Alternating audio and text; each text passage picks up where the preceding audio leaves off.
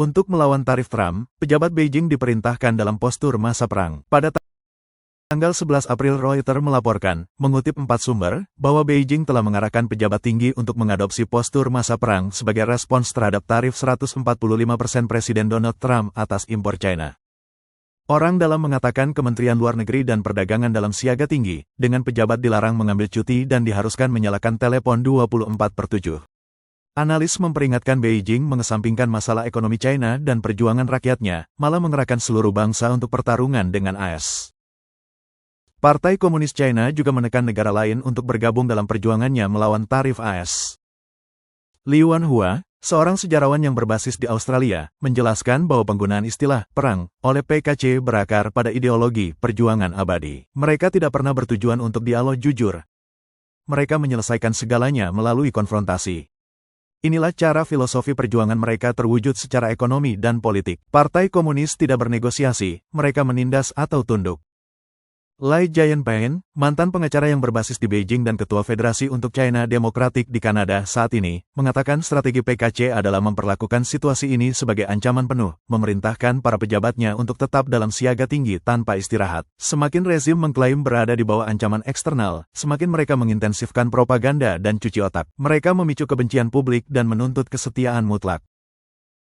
Liu Wanhua menekankan bahwa apa yang disebut postur masa perang tidak menyiratkan konflik militer yang sebenarnya, melainkan mengacu pada kampanye ekonomi yang agresif dan pembalasan, yang menggunakan taktik asimetris dan tak terbatas.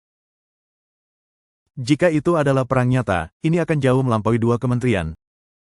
Seluruh pemerintah akan dimobilisasi.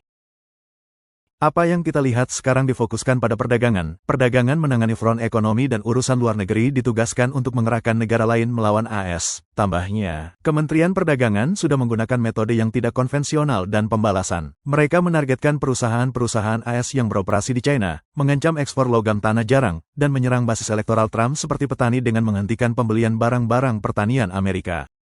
Dalam beberapa hari terakhir, PKC telah membuka investigasi antitrust terhadap perusahaan-perusahaan besar Amerika termasuk Google dan DuPont China, sebagai bagian dari tindakan pembalasannya. Pada tanggal 10 April Menteri Luar Negeri China, Wang Yi, menghidupkan kembali retorika garis keras, menyatakan bahwa China harus berani bertarung dan pandai bertarung. Pada hari yang sama, juru bicara Kementerian Luar Negeri, Mao Ning, memposting ulang kutipan dari Mao Zedong yang awalnya diucapkan selama Perang Korea, menyatakan, "Kami tidak takut provokasi dan kami tidak akan pernah mundur." Analis telah menarik perhatian pada implikasi historis. Kebijakan Mao Zedong menyebabkan kelaparan besar di mana puluhan juta warga China mati kelaparan, kenangan yang masih jelas bagi mereka yang hidup melaluinya. Hari ini, pengamat memperingatkan bahwa PKC tetap acuh tak acuh terhadap penderitaan ekonomi, sekali lagi menggunakan publik sebagai pengaruh dalam konfliknya dengan Barat. Liu Wanhua menjelaskan, doktrin mereka sederhana, kencangkan ikat pinggang Anda, tahan lapar, bahkan makan rumput jika perlu, kita akan bertahan setahun lagi. Tetapi penderitaan selalu ditanggung oleh orang-orang biasa, elit penguasa yang tidak dipilih secara demokratis tidak merasakan apa-apa. Pada tanggal 11 April saat bertemu dengan Perdana Menteri Spanyol, Pedro Sánchez, pemimpin PKC, Xi Jinping, menyatakan, tidak ada pemenang dalam perang tarif, mengklaim bahwa PKC telah mengandalkan kemandirian selama lebih dari 70 tahun dan tidak takut penindasan yang tidak masuk akal. Li dan Pen menjawab, bahkan jika ekonomi menyusut 1 atau 2% dari PDB, mereka tidak peduli. Selama Perang Korea, AS kehilangan 50.000 hingga 60.000 tentara dan oposisi publik melonjak. China kehilangan lebih dari 1 juta jiwa, tetapi rezim tidak pernah menghargai rakyatnya sebagai nyawa manusia. Sumber lebih lanjut mengungkapkan bahwa PKC telah menginstruksikan para diplomatnya untuk secara aktif melobi negara lain untuk menentang tarif AS. Namun, lebih dari 70 negara sekarang berbaris untuk bernegosiasi langsung dengan pemerintahan Trump, menawarkan untuk menurunkan tarif barang-barang Amerika dengan imbalan pengurangan timbal balik.